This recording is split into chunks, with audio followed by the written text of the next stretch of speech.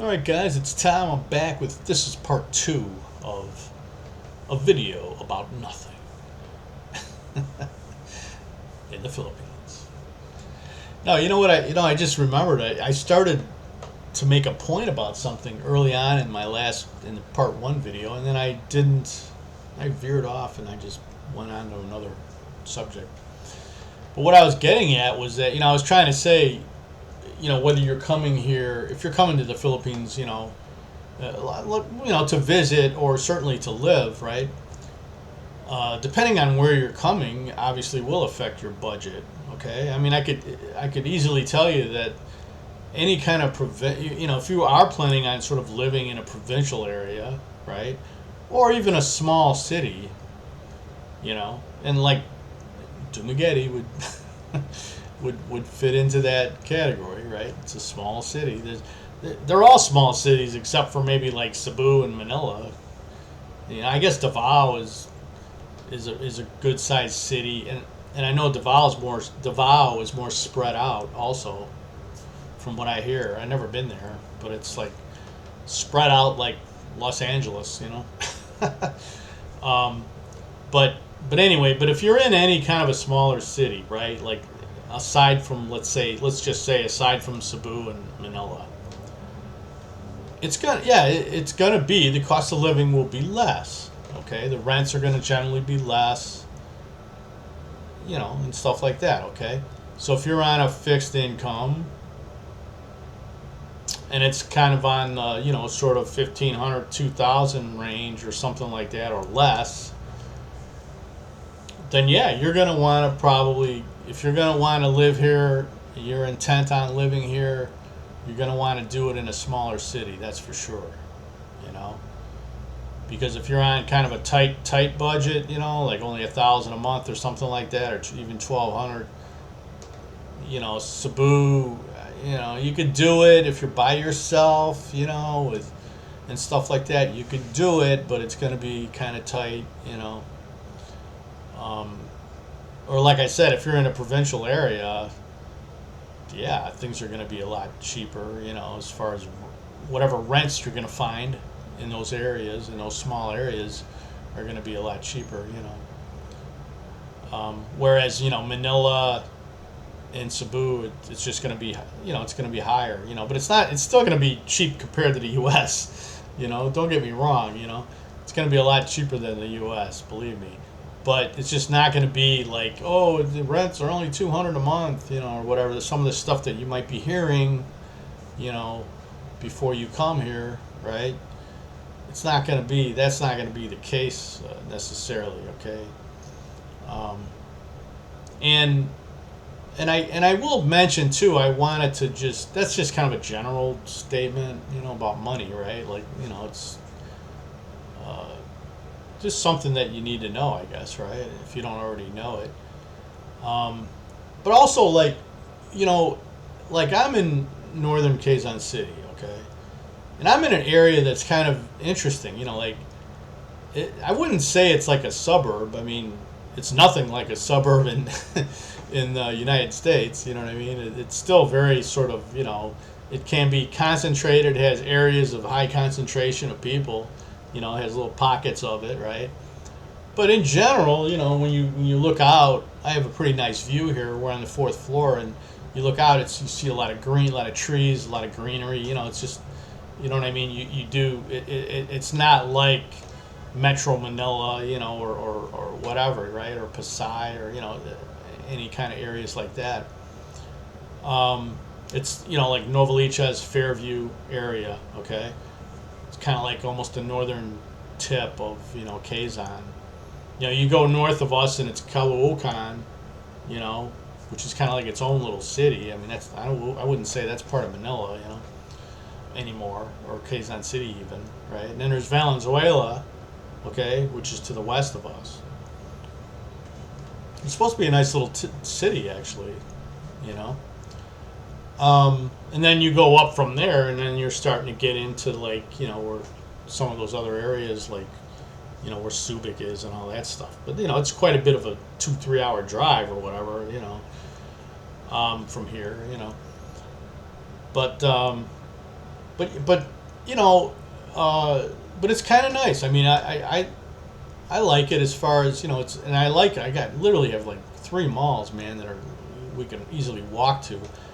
And then yesterday we explored the other side of the street. Like where oddly enough, an area where we hadn't really gone through. Even though it's so close, it's like literally walking distance, but we just never go that way. And it was interesting, man. There was like, there's some couple restaurants there, and there was a couple other condo, complexes and stuff there, buildings. So it was kind of interesting. So we'll probably, we'll go there more often now. You know what I mean? There was even a couple like Korean grocery stores, and a 7-Eleven, and some food vendors. You know what I mean? Which was pretty good. It had a pretty decent amount of different foods and stuff. It was kind of cool. So we were like, hey, this is cool. Because we've been kind of, I don't know. You get into a routine, but also we've just been kind of busy. Had some stuff to deal with, and it's not like you're. With us, it's not like we're sort of on permanent vacation or something. You know what I mean? It's not. It's kind of like we have a kind of a more of a standard life here. But anyway, but it's kind of a nice area where I'm at. I mean, I kind of like it. It can get pretty congested as far as like when you get pretty close to here, like when you go into Manila from here or come back here from Manila, like metro. There is some pockets of traffic, man. Like around here. There's some congestion, definitely. Um, yeah, but I mean, but overall, I mean, I kind of like the locality of it, or the location of it. Yeah, and like I said, I wouldn't call it a suburb. I don't really know. I've seen some. Believe it or not, though, when we went down to Batangas to get the boat to go to Puerto Galera. And there's like it was so cool because I've been to Batangas before actually, like on I think it was my very first trip, not with, my very first trip. And we took a bus, from Manila, so I don't really remember how it looked like or whatever. But we were on like the actual interstate. It's kind of like an interstate, like in a regular expressway, man, like what you would see in the U.S. expressway. It was kind of nice, and there was no traffic because we were like 5, 6 in the morning, man, and it was a weekend, I believe, right? I think it was a Saturday, if I remember right. But anyway, I was like, wow. And when we were driving down those expressways, I saw areas that did look like suburbs. You know what I mean? Like, wow, that kind of looks like a subdivision or like a suburban subdivision. So that was kind of interesting. Because all my trips to Manila and all that previously, I spent quite a bit of time in Manila, and sort of even around, some of the outskirts and that also. And I never really saw anything that looked like a suburb, But this was sort of like halfway between, here and like Batangas or whatever, you know what I mean? So it was well south of Manila, you know what I mean? But it was, like literally halfway between, like an hour and a half, right? Maybe almost 2 hours even drive from like say Manila or whatever, or at least from where we're at. With no traffic, you go 2 hours south and then you wind up seeing this stuff. It's like, wow, that's pretty cool. So, but anyway, yeah. So it's interesting, and that's kind of what I like. I like sort of it's like a gradual. You have amenities here. I'm in a nice, decent condo and stuff, and went in the swimming pool last week, and probably go again this week. Man, this is the time of the year to go swimming. I mean, it's hot, man. So, but it's kind of different here in one respect. I know some of you guys are, maybe watch these vlogs, especially from Dumaguete and all that. It's not very typical at all to see anywhere in this area. And really, you could probably say the same thing about the whole like Manila area. It's not that you're not going to see like a lot of Westerners, a lot of 60, some-year-old Westerners walking around with 25-year-old girlfriends, okay, like you will in Dumaguete or whatever. You know, that kind of thing just doesn't happen much here. You know what I mean? It's not. This is more like, you know, it's a Western city too, right? Manila. I mean, you know, it's a modernized, for the most part, city. And yeah, and so people, what you got to understand is, you know, people who live here, they're not all like people from the, you know, like province or whatever. Like in Dumaguete, you got people that are in those surrounding provincial areas that grew up very modestly. You know what I mean? Like very little money in that, you know. Well, this is area where I live, especially. It's kind of like where Filipinos have decent jobs that live here. You know what I mean? This is the middle class area, you know, basically. So you're not really going to see that kind of thing, you know, like you would when you go to Dumaguete, and you know. I don't recall seeing a lot of that even when I was in Cebu and in the times that I've been in Cebu or any other of these smaller cities. It was pretty rare, you know what I mean, to see like that. In my experience, and like I said, I've been to several cities and that, in several parts of the Philippines. Really, Duma was probably the only place where I saw that, you know, more than a few times. You know, you would see a lot of older guys with younger girls, you know, younger women, you know, with 30, 40-year age gaps and stuff, you know what I mean?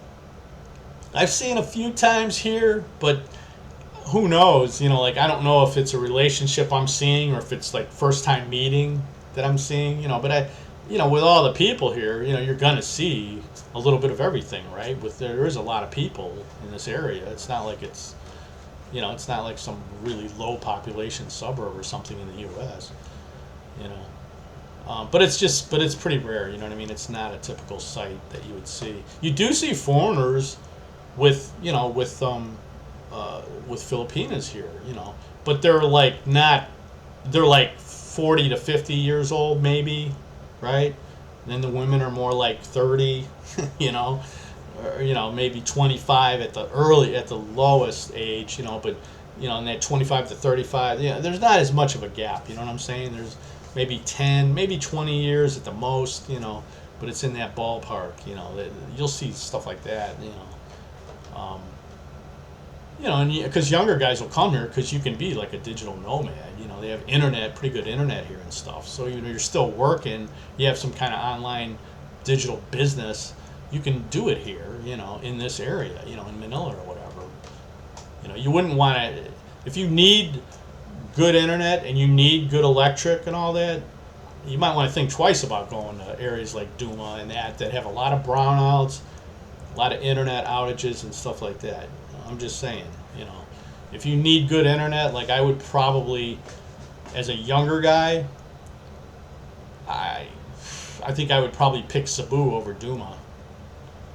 You know, like especially that Mactan and some of these newer areas. I'm sure they have pretty good infrastructure and internet and all that because they're newer buildings, newer subdivisions and that. Just throwing that out there, man. You know, like, you know, at least for living. You can go to, you know, if you want to meet a girl or something, Duma might be a good place. I don't know, you know, for that, you know. I've been to Duma a couple times, you know. But anyway, I was with Amy and, you know. So, but that's about it. I just wanted to kind of talk about that a little bit. Because I touched on it and then I veered off. I sometimes do that. So, all right, guys, if you got any comments or anything, there goes that shaky camera again. Or questions, don't hesitate, man. Send me a comment, comment, subscribe. I appreciate it. That's about it, guys. I will talk to you later. I got to go for my walk, man. And it's a hot one. All right, I'll see you later.